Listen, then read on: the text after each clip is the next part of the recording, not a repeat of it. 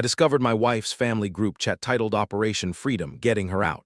I didn't confront anyone. Instead, I quietly moved our assets, changed passwords. When she tried to execute phase one of their plans, she discovered I'd already completed mine. I, 35 male, found the group chat by complete accident 2 weeks ago. My wife, 33, left her iPad on the kitchen counter while she was in the shower. It pinged with a message. The screen lit up Operation Freedom, Getting Her Out. That was the group chat name right there on the lock screen notification. My stomach dropped. I picked up the iPad. Face ID didn't work, obviously, but I know her passcode, our anniversary. We'd been married for 6 years, never had a reason not to trust her. Open the chat. Her mom, her sister, her aunt, and her best friend. 4 people actively plotting something. I scrolled up. Started reading from about 3 weeks back. Her mom, phase 1, document everything. Photos of the house, car titles, bank statements, anything with his signature. We need proof of what she's entitled to. Her sister, already helping her with that, got pics of his home office last week when he was at work. All the financial docs are in the 3rd drawer. Her aunt, phase 2, is the attorney consult. I know someone who will do it discreetly. No paper trail to the house. Her best friend, what about phase 3? We're doing the counseling route first. Her mom, no, counseling gives him time to hide assets. We go straight to filing. She moves out files immediately, claims she felt unsafe. My hands were shaking. Her sister, the unsafe angle is perfect, gets her the house in the temporary orders. Her aunt, exactly. Then we push for permanent. He makes good money. She'll get alimony plus child support if we're smart about it. We don't have kids. Her best friend, when are we thinking? Timeline. Her mom, 2 months, gives us time to document, consult, and prepare. Then she's free. This was dated 3 weeks ago, which meant I had about 5 weeks left before Operation Freedom went live. I kept scrolling, more messages discussing which attorney to use, how to access my retirement accounts, which friends of ours would definitely side with her, how to make sure she got the right judge. Her sister, remember, the narrative is controlling husband, isolated wife, financial abuse. None of that was true. I'm not controlling. She has her own career, her own money, her own friends. We split household expenses proportionally based on income. I make about $120K as an operations manager. She makes about $65K in HR. We have a joint account for bills, separate accounts for everything else. Financial abuse? I'd literally just paid off her student loans last year, $15,000, a gift because she hated the monthly payments.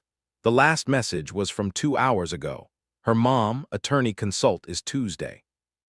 Don't tell him you're going anywhere. Act normal. We're almost there, baby girl. I put the iPad back exactly where I found it. Went to my office, closed the door, sat there for an hour trying to process. Then I got to work. Update 1 week later. The last 7 days have been surreal.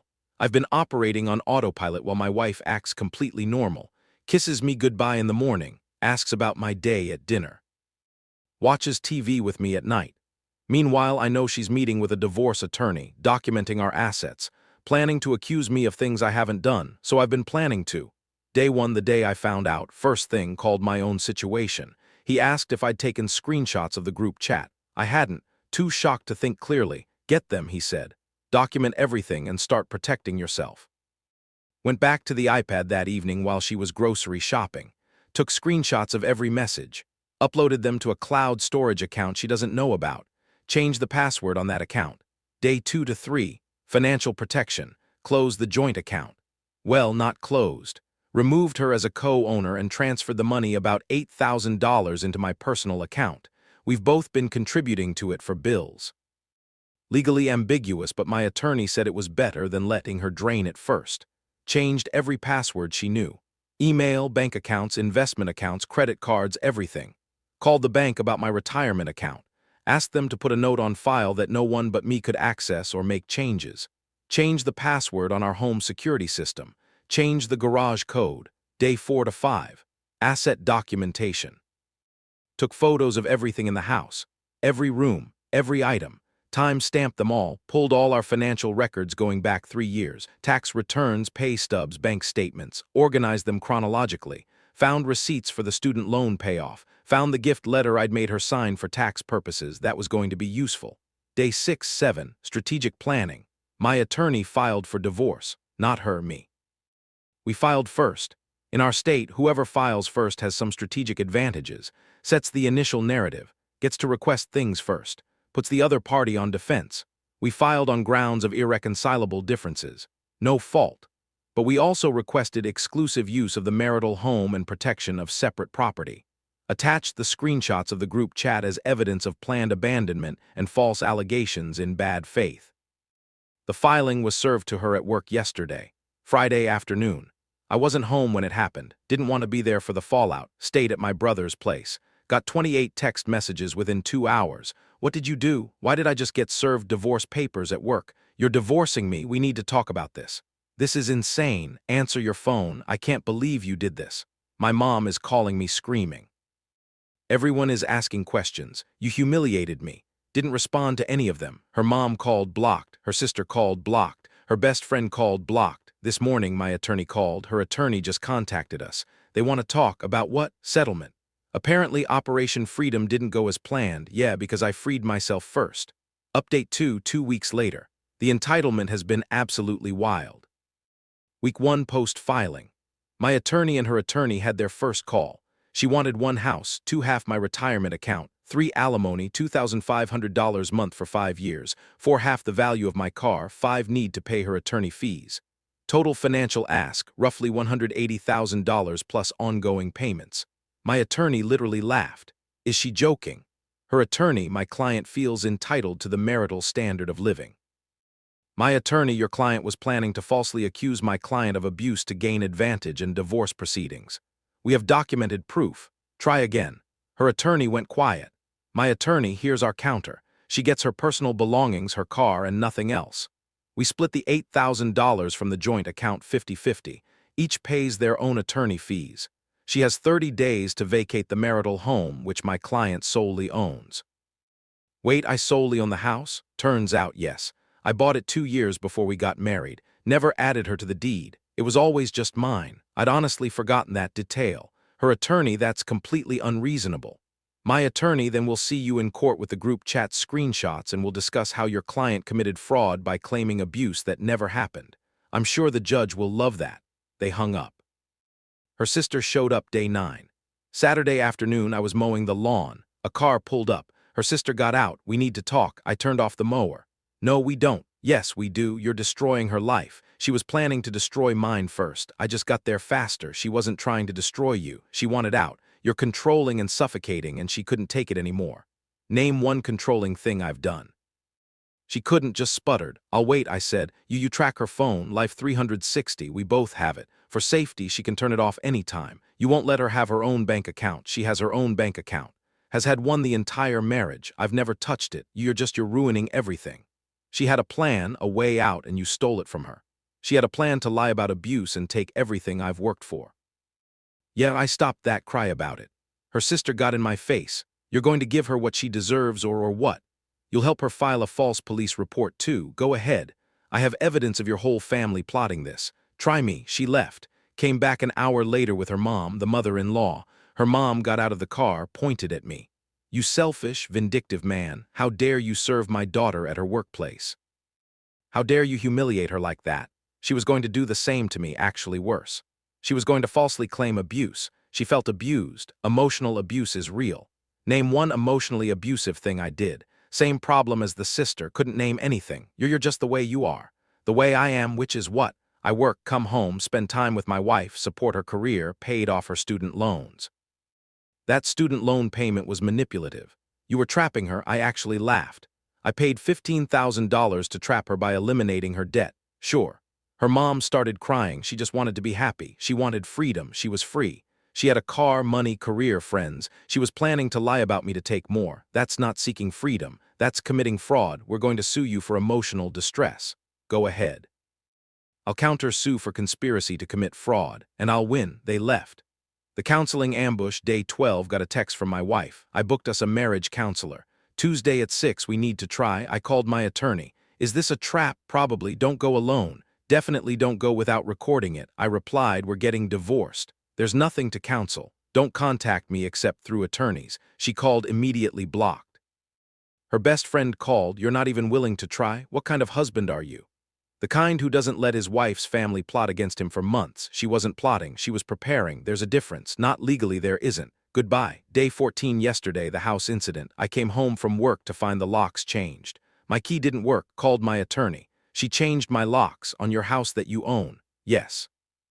Called the police right now, called the cops, explained, I own the house, she's not on the deed, we're getting divorced, I have a court order giving me exclusive use of the property. 2 officers showed up. Then my wife and her mom showed up. Officer, ma'am, do you own this property? Her mom, it's her marital home, that's not what I asked. Is her name on the deed? My wife. But officer, then she can't change the locks. Sir, you'll need to call locksmith to change them back.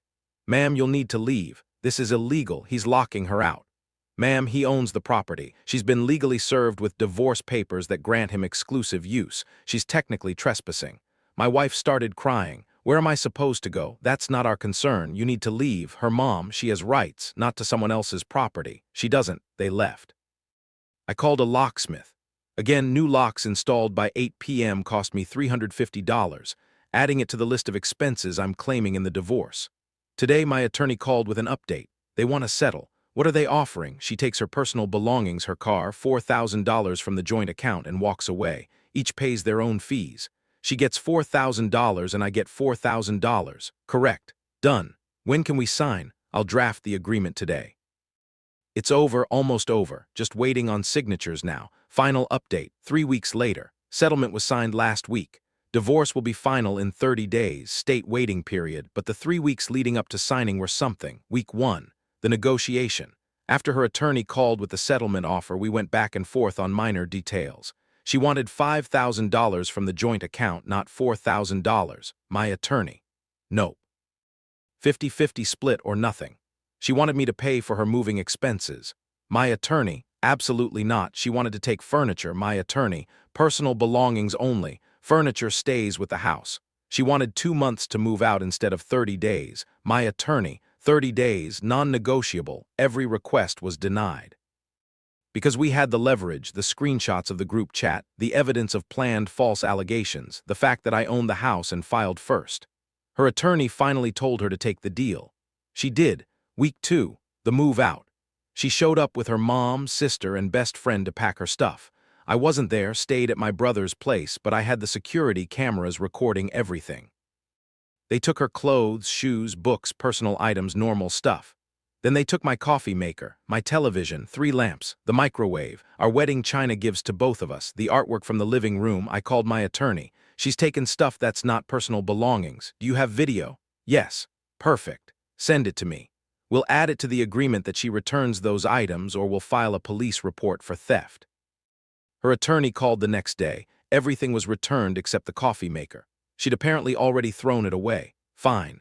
$80 coffee maker, I can replace it. Week 3, the aftermath. The settlement conference was video call. I was in my attorney's office. She was in hers with her attorney. We went through the agreement line by line. She gets her personal belongings. She gets her car titled in her name. She gets $4,000 from the joint account. I get $4,000 from the joint account. I keep the house. I keep my retirement accounts, I keep my car, each pays their own attorney fees, no alimony, no future claims on any assets. Her attorney, does everyone agree to these terms? Yes, yes. Her voice was quiet, defeated. Her attorneys sign here. We both signed electronically. Her attorney. The divorce will be final in 30 days pending the waiting period. Done. I stayed on the call for a moment. So did she? Awkward silence. Finally, she spoke. I hope you're happy. I'm not happy. I'm protected. There's a difference. I wasn't trying to destroy you. I just wanted to make sure I was okay. Me, by planning to falsely accuse me of abuse. By trying to take everything I own. That's not protecting yourself. That's committing fraud. My family was just trying to help. Your family was trying to help you commit fraud. There's a difference. Her attorney, I think we're done here. The call ended. The fallout. My brother asked if I felt bad. Honestly, no, I feel relieved. I feel validated. I feel like I dodged a bullet. Do I wish things had been different? Sure. I loved her, married her, built a life with her, but she wasn't who I thought she was. Or maybe she changed. Or maybe I never really knew her. Her family was always a bit much over-involved. Dramatic, but I thought it was harmless. Turns out they were actively poisoning her against me for who knows how long. Operation Freedom wasn't just about getting her out. It was about taking me for everything they thought I was worth, and they would have succeeded if I hadn't found that group chat. Financial breakdown. Total cost to me. Attorney fees, $8,500, locksmith, twice, $650, joint account split, lost $4,000, she got the other half, various small expenses, $500, total, about $13,050, could have been $180,000 plus alimony, plus legal fees if she'd filed first, and I'd had to defend against false allegations. I'll take the $13,650 hit. Where things stand, the house is mine. Quiet now. Weird being alone after 6 years of marriage, but not terrible. Works fine, told my boss I was going through a divorce. He was cool about it, said to take time if I needed it. Haven't needed it yet, my brother's been great, had dinner with him and his wife twice this week. Normal stuff. Didn't talk about the divorce much, just hung out. Friends have been supportive. Most of them knew something was off with her family. Nobody knew about the group chat planning though. Everyone was shocked when I told them. Her family haven't heard from them since the settlement. Good, her no contact, blocked everywhere, nothing left to say. The lesson, trust your gut. When something feels off, it probably is. Document everything. Screenshots saved my financial future. Act first if you have to. I filed before she could. That changed everything. Don't confront until you're protected. If I'd confronted her about the group chat immediately, she would have just accelerated her timeline. Instead, I quietly prepared while she thought she had 2 more months. Family isn't always on your side. Her family poisoned that relationship. Convinced her she was a victim when she wasn't. Encouraged her to commit fraud. That's not support, that's corruption. The irony, Operation Freedom. Was supposed to free her from me while taking half my stuff. Instead, it freed me from her and a family that saw me as a target. She wanted freedom. She got it. Just not the way she planned. And now I'm free too. Free from a wife who would lie about me. Free from a family-in-law who would encourage her to commit fraud. Free from constantly wondering if I was enough, if I was doing enough, if they approved. I'm good. Not great yet, but good. Better every day. And in 30 days, I'll be officially divorced with my house, my retirement, my dignity, and my future intact. Operation Freedom succeeded after all, just not for who they intended.